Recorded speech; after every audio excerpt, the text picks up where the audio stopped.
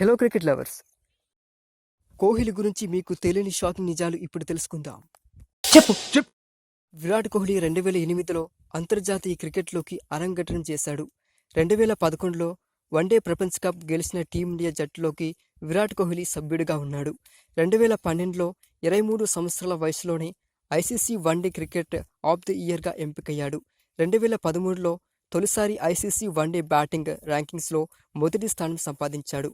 ఒక టీ20 మ్యాచ్లో England batsman Kevin పీటర్సన్ని తొలి బంతికి అవుట్ చేయడం ద్వారా కోహ్లీ మొదటి అంతర్జాతీయ వికెట్ సాధించాడు.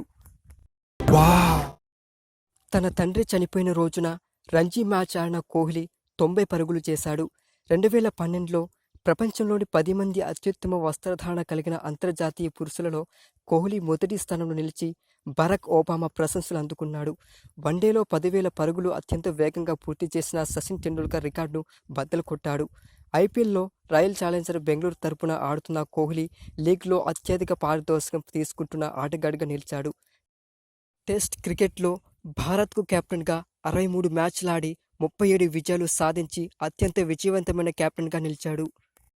ఎక్స్ట్రాడినరీ అదిరిపోయిందిగా.